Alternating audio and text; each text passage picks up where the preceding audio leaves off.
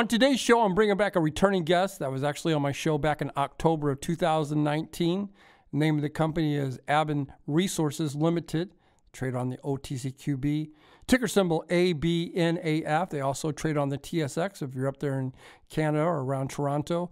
And that ticker symbol is ABN. And with us today is the CEO and President and Director of the company, Mr. Jim Pettit. Jim, welcome back to the show. Thank you very much. Good to be here. It's been a little while. Has been a while. It's kind of the nature of the drill seasons we have here. We finished drilling back in late October, and I think the last news I put out was in November. Well, one of the reasons why I wanted you to come on the show, like right now I know that hardly no one is drilling up there. So give me the past years, your expectations. Did it meet your expectations, and your just thoughts on the overall 2019 year? Sure. Last year it was a big drill season. I mean, we drilled another, almost 10,000 meters. A lot of holes drilled now. If you take all the last 3 years together, it's pretty substantial, over 20,000 meters. And last year was, trying to find the extent of the very high-grade zone that we know about now that we found in the 2017, and expanded it on 2018, 2019. As we moved south, we kind of got out of the zone, so it's constrained.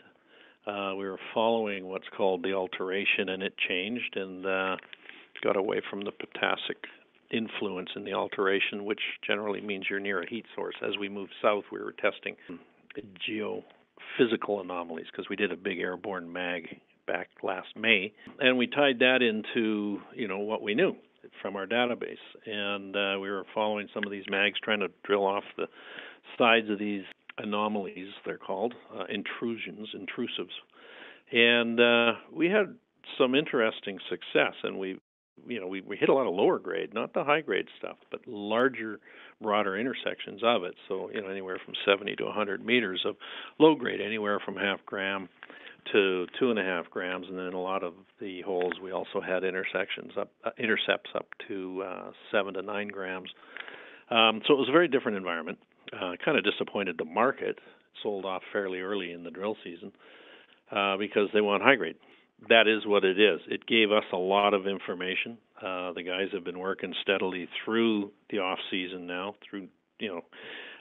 Actually now we've got some really good theories to work with. We've found some things we didn't know before that look like they're influencing the mineralization to some extent. So going forward, that's what we're going to look for. Well, let me ask you this. I've been always kind of curious on the downtime. What do you guys do during the interim before the next drilling season? Well, we put together the analytics, which is the intervals that we assay. When you got 20,000 meters to work with, there's an awful lot. And you can see how things change as you move south on that boundary property. And we've also found something else that also influences some of the mineralization, which is a fault we didn't really know about. And that is just, it's across the valley from where we've been drilling. You didn't think there was anything across the valley to worry about. All of a sudden, it looks like it's controlling a lot of this lower grade. It could be the high grade too. Because what I get at is where we're going to go this year. That fault seems to influence the mineralization that we were hitting this year as we got closer to it. Think about a valley with a creek running down the middle that turns into a raging river. On the east side is where we've been doing most of our drilling. On the west side, you're getting closer to the massive Kerr fault, and there wasn't much there for us to go and pursue. But there's another fault just as you move back up the west side of this valley. It's a smaller fault, but it looks like as you get closer to it, you get a lot more of this lower grade mineralization that seems to be, it could be getting more consistent, looking more like a bulk tonnage scenario rather than high grade veins. But we haven't we started tapping into that as we were moving south. So we're probably half a kilometer south of the north boundary zone. And so we've got that whole stretch as you head north up to the boundary zone that we haven't tested on the other side of that what's called the Creek Fault, and then up the hillside on the west side is another fault called the Benchland Fault. And as you get closer to that Benchland Fault, you tend to get more mineralization. So what we could be looking at as a scenario as we move back north up that side of the valley, could be getting closer and closer to a heat source, because the potassic alteration that you start encountering in the North Valley, North Boundary Zone, is an indication of heat. And the heat really means a feeder system. Your main project is the Forest Kerr project, which is located in the Golden Triangle. That being said, when do you see you guys getting back over there and start tapping into that project and bringing out more results? It varies. I mean, generally we've been in there about the third week drilling. Start drilling about the third week of June every year, and it really depends on the snow melt. Okay. Boots on the ground before then, like by the beginning of June, and then drilling about the third week.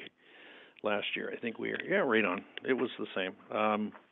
It's, you still might be in 2 feet of snow, but that's okay. It's not 30 feet, which is what you'd have up there right now. You would literally have, this is a big snow year, so it would be about 30 feet. That's what you're faced with. And then it starts snowing again in October.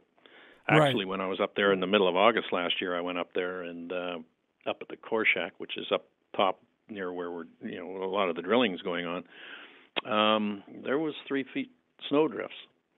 That's up against the side of the core shacks, and that's the middle of August. So you never know.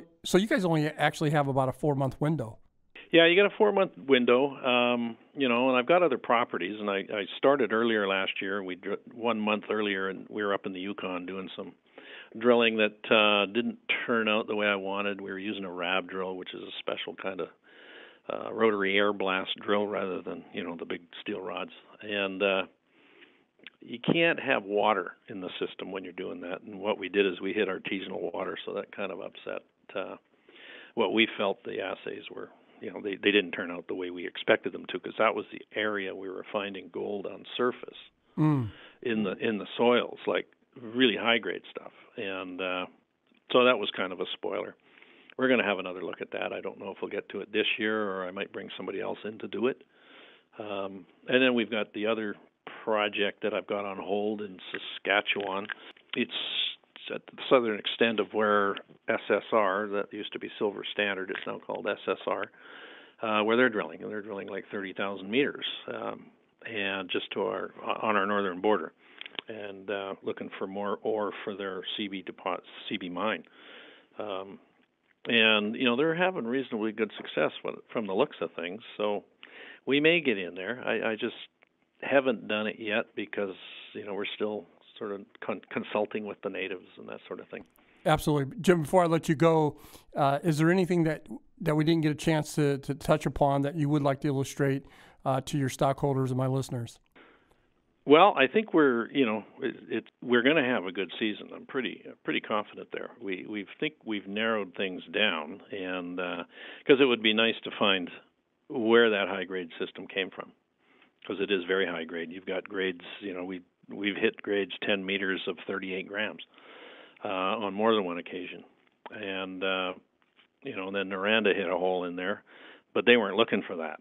But they hit a hole that was also around 32 grams over 10 meters back, 20 years ago. They didn't stick around and follow it. They were looking for specific geology like the Eskay Creek mine. That was such an impressive discovery way back that they were trying to duplicate that type of geology. And if they didn't hit it, they moved on. We're following the gold is what we're doing. We're following what we're doing and paying serious attention to it. Jim, I want to thank you for coming on the show. My guest today has been Jim Pettit. He's the CEO and president of Aben Resources Ltd. You can find him on the OTCQB, ticker symbol ABNAF. You can find him on the TSX under the ticker symbol ABN. Hopefully you'll come back on the show in 60 days. Give me an update, my listeners an update, and tell us what's going on with your main project up there at the Golden Triangle. Yeah, I'll do that as we get closer. We might have more surprises before the season This starts. program is entirely sponsored and produced by La Jolla Media LLC, which is responsible for the content. The opinions and information provided on this program are for educational and research purposes. Stock Day encourages all listeners of this program to do their due diligence and research when determining investment strategies that will work for them, or to seek the assistance of an investment professional.